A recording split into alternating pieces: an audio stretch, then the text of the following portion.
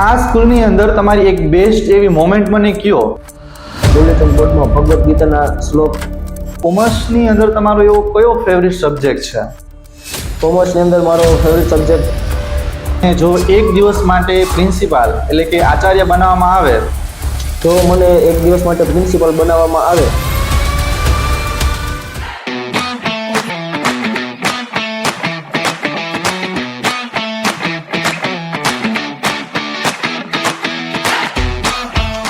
Hello everyone, welcome to the School Voice podcast. We are sharing ideas, stories and challenges our school amazing school communities. I am your host Mr. Jitendra Shagatia and I am teacher in the schools. We are start with our school students Mr. Maravia Ayush. તમે આ સ્કૂલની અંદર કેટલા વર્ષોથી અભ્યાસ કરો છો? હું આ શાળામાં છેલ્લા 9 વર્ષથી અભ્યાસ કરી રહ્યો છું. હું જ્યારે ધોરણ 3માં હતો ત્યારે આ શાળામાં મેં એડમિશન લીધું હતું. અત્યારે હું ધોરણ 11 કોમર્સમાં અભ્યાસ કરું છું. અચ્છા, ખૂબ સરસ. આ સ્કૂલની અંદર તમે આટલા વર્ષોથી ભણો છો, તો આ સ્કૂલની અંદર તમારી એવી કઈ ફેવરિટ વસ્તુ છે જે તમને ખૂબ જ ગમે છે? આ શાળામાં બધી જ વસ્તુ મારી ફેવરિટ છે, પરંતુ જો કોઈ એક વસ્તુ કહું તો આ શાળાનું એન્વાયરમેન્ટ. કારણ કે અમારી શાળા શહેરથી ખૂબ જ દૂર ગ્રામ્ય વિસ્તારમાં જ્યાં શુદ્ધ અને શાંત વાતાવરણમાં આવેલી છે. આ સ્કૂલની અંદર જ્યારે તમે દરરોજ આવો છો, આ સ્કૂલમાં તમે જ્યારે દરરોજ આવો છો ત્યારે એવી એક વસ્તુ તમને મોટિવેટ કરતી હશે કે તમે સ્કૂલમાં આવો છો તો તેમાંથી તમે પ્રેરિત થાઓ છો, તો એવી કઈ વસ્તુ છે જે તમને મોટિવેટ કરે છે? શાળાના બુલેટિન બોર્ડમાં ભગવદ્ ગીતાના શ્લોક જે અમે લખીએ છીએ, તો એ ભગવદ્ ગીતાના શ્લોકથી હું ખૂબ જ પ્રેરિત થાઉં છું. કારણ કે ભગવદ્ ગીતાના શ્લોકથી અમને ઘણું બધું શીખવા મળે છે, જે દરરોજ અમે એક નવો શ્લોક જે ભગવદ્ ગીતામાંથી લખીએ છીએ. ઓકે, ભગવદ્ ગીતાની અંદર આપણને ઘણું બધું શીખવા મળે છે અને એ આપણા જીવન માટે જરૂરી પણ છે. આ સ્કૂલની અંદર તમારી એક બેસ્ટ એવી મોમેન્ટ મને કયો કે જે તમને યાદગાર રહેશે, તમને ક્યારે ભૂલાશે જ નહીં. ઓકે સર, આ શાળાની એવી જો બેસ્ટ મોમેન્ટ કહું તો આ શાળાના એન્યુઅલ ફંક્શન્સ અને સ્પોર્ટ્સ ડે.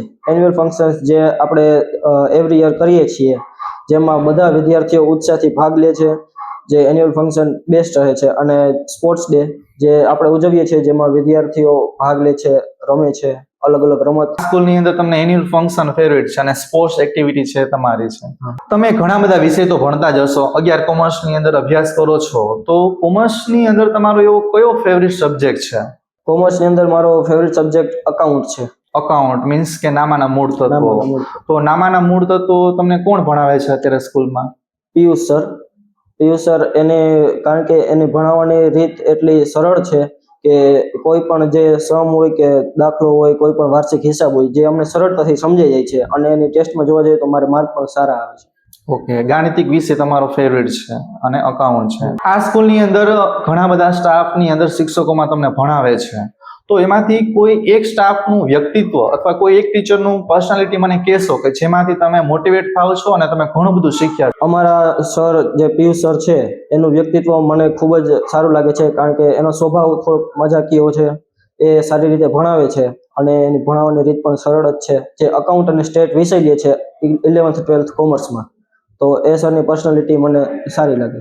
સપોઝ કે આ સ્કૂલની અંદર તમને જો એક દિવસ માટે પ્રિન્સિપાલ એટલે કે આચાર્ય બનાવવામાં આવે તો તમે આ શાળા માટે શું કરશો? જો મને એક દિવસ માટે પ્રિન્સિપલ બનાવવામાં આવે તો હું જે અમારા પ્રિન્સિપલ રાજેશ સર છે એનું જ ડેઈલી રૂટીન કરીશ. પછી વર્ગખંડમાં જઈશ, ક્લાસમાં જઈશ અને ત્યાં હું જોઈશ કે વિદ્યાર્થીઓ સારી રીતે ભણે છે, નિરાતે ભણે છે કે નહીં.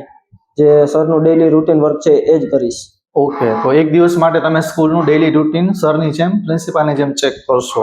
હવે મને આ સ્કૂલની અંદર તમારે વારંવાર પિકનિક ને ટૂર ને થતા જ હશે, તો આ સ્કૂલની પિકનિક અને ટૂર માટે કોઈ એક વર્ડ મને કયો કે જે તમે એની માટે ડિસ્ક્રાઇબ કરી શકો તમે. સ્કૂલના પિકનિક અને જે પ્રવાસ અમારે થાય છે તેના માટે જો કોઈ એક શબ્દ કહું તો અમેઝિંગ.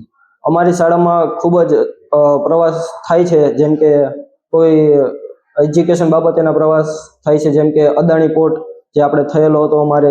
ત્યારબાદ અમે પ્રવાસ કરીએ રાજસ્થાન, ગીર, ત્યાં મનાલીનો કરેલ છે અમે પ્રવાસ. પ્રવાસમાં અમને ખૂબ નવું જાણવા પણ મળે છે.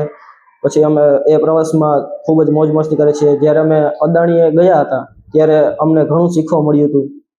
એ અદાણીનું એક્સપોર્ટ ઇમ્પોર્ટ બીજા દેશનું કઈ રીતે કરે છે. ટૂંકમાં શૈક્ષણિક પ્રવાસ સાથે તમે ઘણું બધું શીખો છો અને મેળવો પણ છો.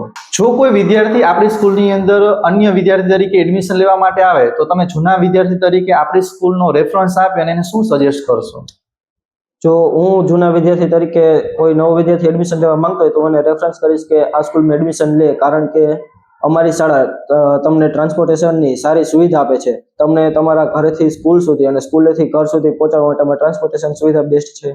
ત્યારબાદ આપણી સ્કૂલ ફૂલ ડે છે, તેથી અહીંયા ભોજનાલય મેસની પણ સુવિધા છે. સ્કૂલમાં હોસ્ટેલ છે, હોસ્ટેલની સુવિધા છે. ત્યારબાદ સ્કૂલનું પ્લેગ્રાઉન્ડ, જ્યાં પ્લેગ્રાઉન્ડમાં અમે અનેક રમતો રમતા હોઈએ છીએ.